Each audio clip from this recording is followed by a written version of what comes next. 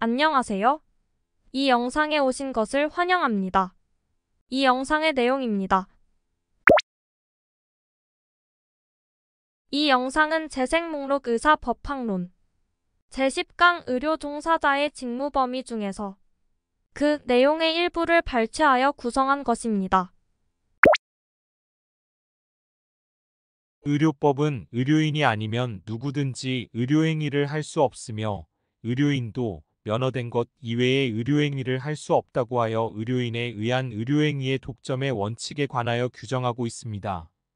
이는 국가가 의료인이 아닌 자의 의료행위를 금지하는 것은 의료행위가 가장 존귀한 사람의 생명이나 신체를 다루는 일로서 이 일을 조금이라도 그르치면 그 피해는 영원히 회복될 수 없거나 회복되기 어려운 것이므로 의과대학에서 기초의학부터 시작하여 체계적으로 의학을 공부하고 상당 기간 임상실습을 한 후 국가의 검증을 거친 사람에 한하여 의료행위를 하게 하고 그러한 과정을 거치지 아니한 사람에 대하여는 이를 하지 못하게 하여 사람의 생명, 신체나 공중위생에 대하여 위해를 발생케 할 우려가 있는 의료행위 그 자체를 미리 막자는 취지라고 할 수 있습니다.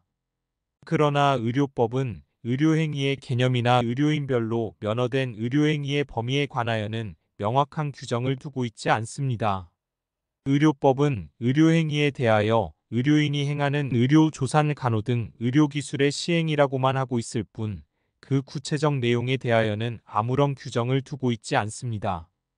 또 의료법은 의료인의 종별을 의사, 치과의사, 한의사, 조산사 및 간호사로 나누고 그 종별에 따른 임무로서 각각 의사는 의료와 보건지도에, 치과의사는 치과의료 및 구강보건지도에, 한의사는 한방의료와 한방보건지도에, 조산사는 조상과 임산부 및 신생아에 대한 보건과 양호지도에, 간호사는 환자의 간호요구에 대한 관찰, 자료수집, 간호판단 및 요양을 위한 간호, 의사, 치과의사, 한의사의 지도하에 시행되는 진료의 보조, 간호요구자에 대한 교육 상담 및 건강 증진을 위한 활동의 기획과 수행, 그 밖에 대통령령으로 정하는 보건활동 및 간호조무사가 수행하는 위의 업무 보조에 대한 지도를 임무로 한다고 규정하고 있을 뿐 그 내용이 무엇인지 구체적으로 명확한 한계를 규정하지 않고 있습니다.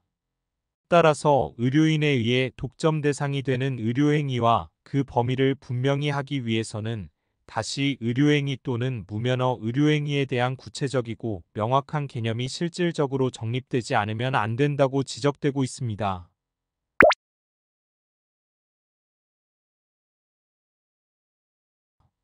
의료인에 의한 의료행위 독점의 원칙은 의료인이 아니면 누구든지 의료행위를 할 수 없으며 의료인도 면허된 이외의 의료행위를 할 수 없다고 규정하고 이에 위반한 자에 대하여는 형사처벌하고 있는 의료법에서 그 법적 근거를 찾을 수 있습니다.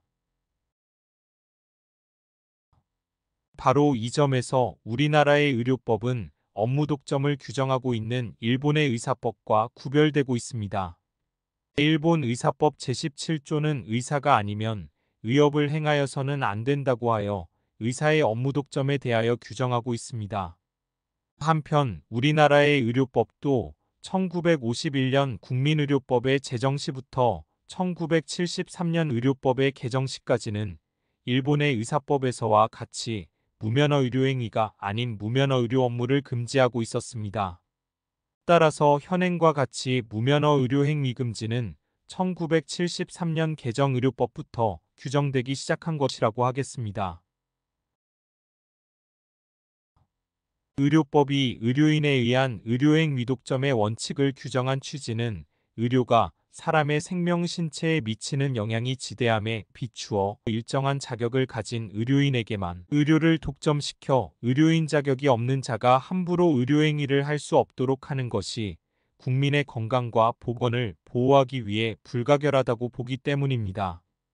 한 나라의 의료제도는 그 나라의 국민 건강의 보호 증진을 목적으로 하여 한목적적으로 체계화된 것이므로 국가로부터 의료에 관한 지식과 기술의 검증을 받은 사람으로 하여금 의료행위를 하게 하는 것이 가장 합리적이고 안전하며 사람의 생명과 신체를 대상으로 하는 의료행위의 특성상 가사, 어떤 시술 방법에 의하여 어떤 질병을 상당수 고칠 수 있었다고 하더라도 국가에 의하여 확인되고 검증되지 아니한 의료행위는 항상 국민 보건에 위해를 발생케 할 우려가 있으므로 전체 국민의 보건을 책임지고 있는 국가로서는 이러한 위험 발생을 미리 막기 위하여 이를 법적으로 규제할 수밖에 없기 때문입니다.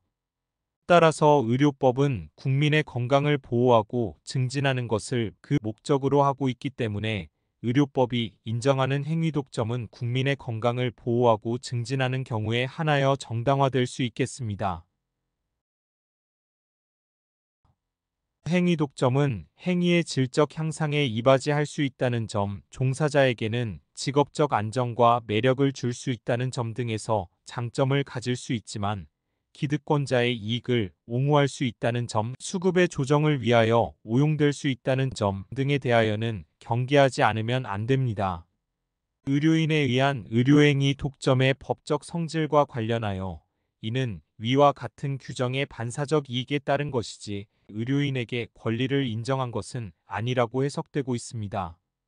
의료인의 면허는 허가의 일종으로서 일반적으로 금지되어 있는 행위를 피면허자에게만 해제하여 그 자유를 회복시키는 데 그치는 것이고 새로운 권리를 부여하는 것은 아니기 때문입니다. 수고하셨습니다. 감사합니다. 좋은 시간 되십시오.